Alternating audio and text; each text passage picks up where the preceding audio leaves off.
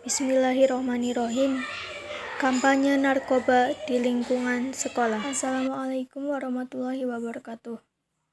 Perkenalkan, nama saya Mustika Restu Nur Asri dari kelas 11 IPA 2. Di sini saya akan berkampanye tentang narkoba di lingkungan sekolah. Pengertian narkoba. Narkoba adalah singkatan dari narkotika, psikotropika, dan obat terlarang. Selain narkoba, istilah lain yang diperkenalkan khususnya oleh Kementerian Kesehatan Republik Indonesia adalah NAPSA, yang merupakan singkatan dari narkotika, psikotropika, dan zat adiktif. Narkoba terdiri dari 3 jenis, yaitu yang pertama, narkotika adalah zat atau obat yang berasal dari tanaman atau bukan tanaman, baik sintesis maupun semi-sintesis, yang bisa menyebabkan pengaruh-pengaruh tertentu bagi orang yang menggunakan. Yang kedua, psikotropika adalah obat atau zat, baik yang alamiah ataupun sintesis, yang memiliki fungsi psikoaktif melalui pengaruh penyaringan pada susunan syaraf pusat yang menimbulkan perubahan khusus pada aktivitas perilaku dan mental. Yang ketiga, zat adiktif adalah bahan lain yang tidak termasuk narkotika dan psikotropika, yang bisa menimbulkan ketergantungan fisik dan psikologi bagi penggunanya. Jenis-jenis narkoba. Jenis-jenis narkoba ada 5, yaitu yang pertama, kokain. Kokain merupakan jenis obat golongan stimulan kuat.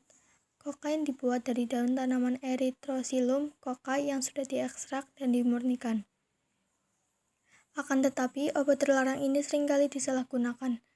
Efek samping penyalahgunaan kokain termasuk serangan jantung, kejang, dan henti napas bisa terjadi kapan saja. Bahkan, kematian akibat overdosis bisa terjadi pada penggunaan kokain yang pertama kali, terutama jika digunakan bersamaan dengan alkohol. Yang kedua, ganja.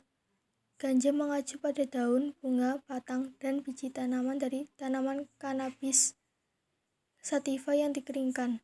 Jenis narkoba yang terkenal dengan sebutan cimeng ini biasanya digunakan dengan cara dihisap seperti rokok, dimasukkan ke makanan, atau diseduh sebagai teh. Yang ketiga adalah ekstasi. Ekstasi adalah obat sintesis turunan obat amfetamin yang dikenal karena efek halusinasi dan stimulannya membuat bersemangat. Jenis narkoba ini beresiko tinggi disalahgunakan dan bisa menyebabkan ketergantungan. Ekstasi diketahui dapat meningkatkan suasana hati, energi, nafsu makan, dan gairah seksual. Namun ketika efek tersebut berakhir, ekstasi dapat memberikan efek samping seperti kebingungan, depresi, kecemasan, dan gangguan tidur. Yang keempat, heroin. Heroin atau putau adalah jenis narkoba yang berasal dari bunga opium poppy. Jenis narkoba ini hadir dalam bentuk bubuk putih atau coklat yang bisa digunakan dengan cara disuntik, dihirup, atau dihisap. Efek langsung yang didapatkan dari penyalahgunaan narkoba adalah perasaan senang dan tenang. Namun setelah efek awal ini, pengguna jadi tidak bisa berpikir jernih, serta bolak-balik merasa mengantuk dan berjaga. Yang kelima adalah sabu-sabu. Sabu-sabu atau metamfetamin adalah jenis narkoba stimulan yang bekerja pada sistem syaraf pusat dan sangat adiktif. Jenis narkoba ini termasuk narkoba yang paling sering disalahgunakan di Indonesia. Sabu-sabu berbentuk bubuk kristal putih, tidak berbau, dan terasa pahit. Biasanya digunakan dengan cara ditelan, dihisap, atau disuntikkan.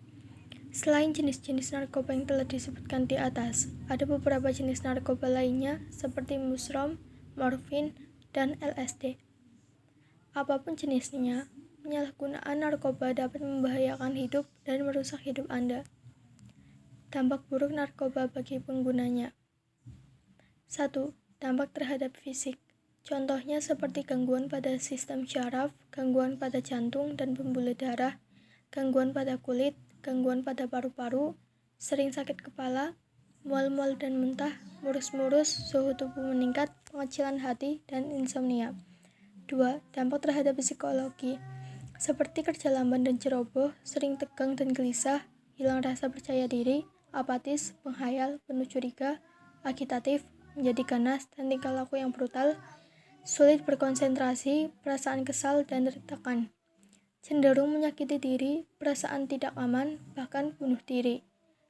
3.